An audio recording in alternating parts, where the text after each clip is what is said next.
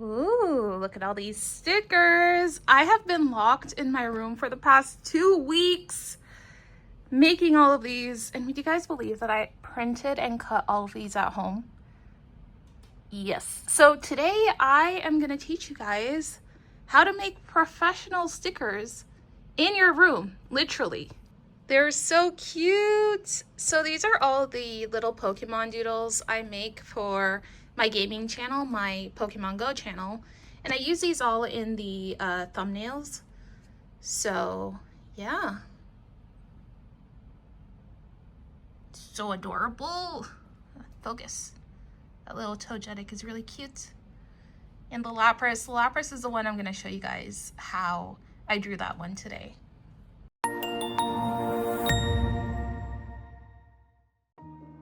Hello everyone, welcome back to my channel. So first things first, we are going to start off with a sketch for this Pokemon doodle that I drew to use on my main gaming channel, the Pokemon Go one.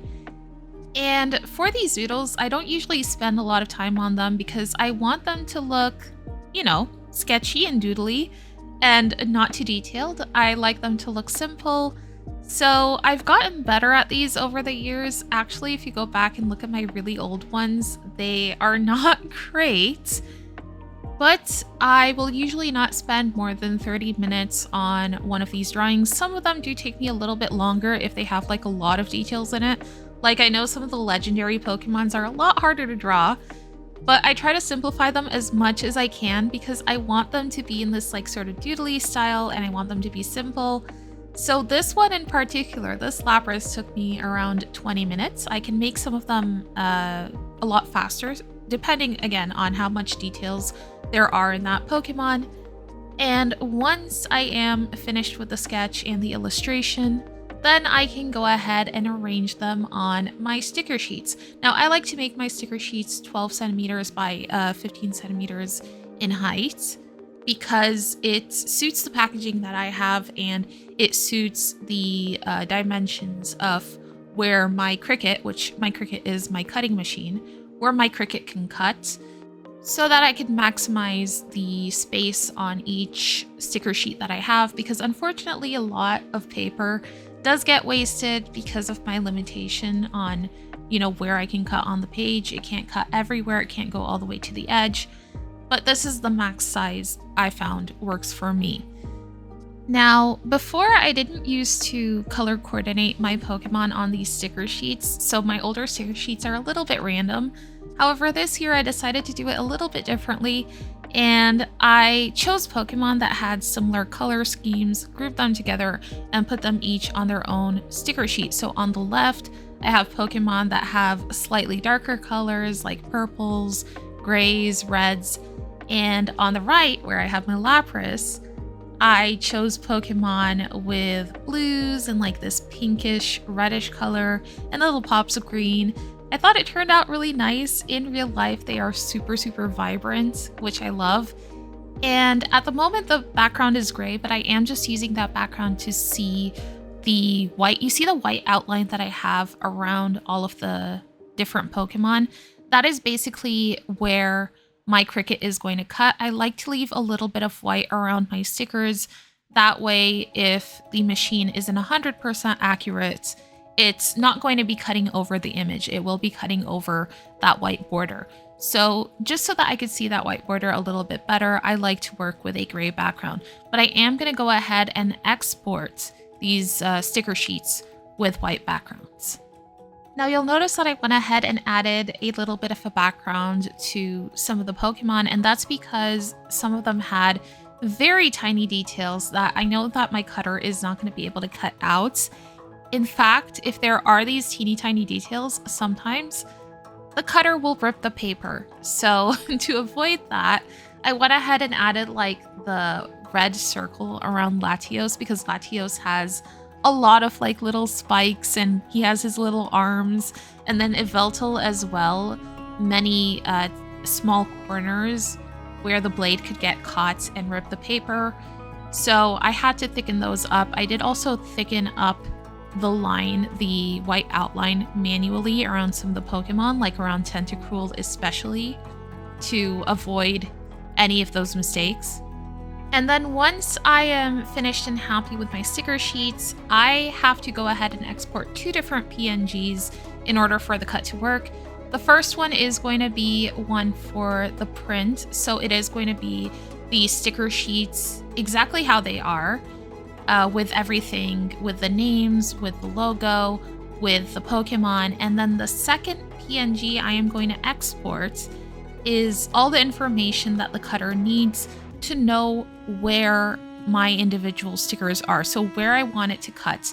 So I only export the Pokemon by themselves, nothing on the background, because the logo and the names are not going to get cut out. Only the Pokemon are going to have that cut line around them. Also, if you are following along this video as a tutorial and you have your own Cricut or a Silhouette at home, one other thing I did was on the PNG with all the Pokemon on its only, I left the outline of the rectangle of each sticker sheet around them, just so that it can make it easier for me to align the cuts and the print in the software. I'll go ahead and explain that a little bit about that here, but I am opening the Cricut design space and I'm gonna go ahead and import both images, both PNGs that I just exported. So the first one is going to be the cut only. So this is what is going to get cut. And for that, I like to select single layer. You can see that the software brings it in as a black image, and now I am going to bring in my print, and this is what my printer is going to print out. I select flat graphic for that one, and now I have to get the cut layer on top of the print layer. So just waiting for it to load in. It does take a little bit of time.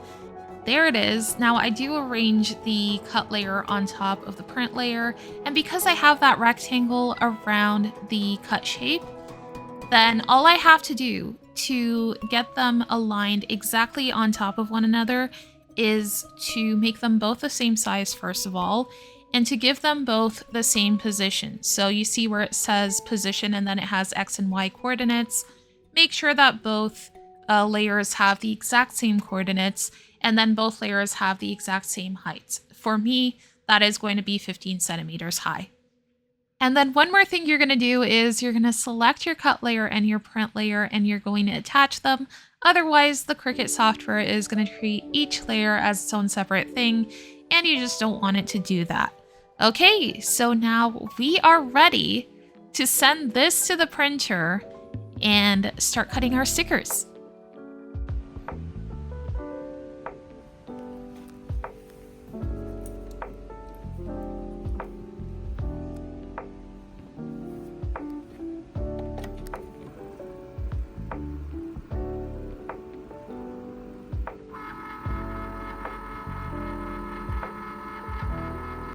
This is a sticky photo paper that I have found works best for me. It's the one that I use at home with my home printer. I use an inkjet printer, so if you are purchasing sticker paper, just make sure that the sticker paper says that it is suitable for inkjet printers.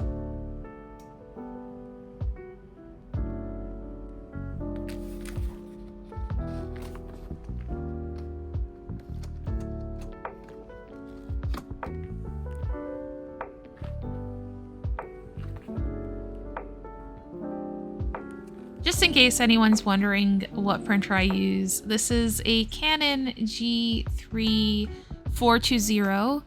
It's a very budget-friendly printer, works completely fine. And this is the sticky mat that the Cricut uses to cut your stickers, basically. So you're going to stick your print onto this, and then the Cricut is going to cut on top of it. I'll show you guys how it works in the video soon.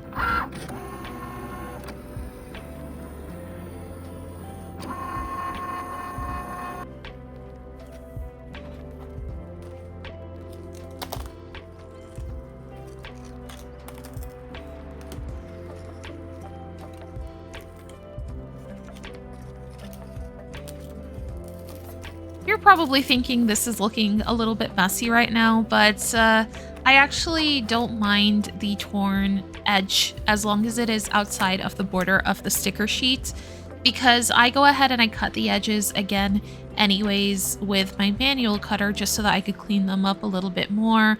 So I'm okay with that. I am going to be able to chop all of that off. But for now, this is how it turned out. I'm just going to use this one to show you guys how the stickers turned out, because this is one that the cutter chewed up the edge of, so I can't sell this one.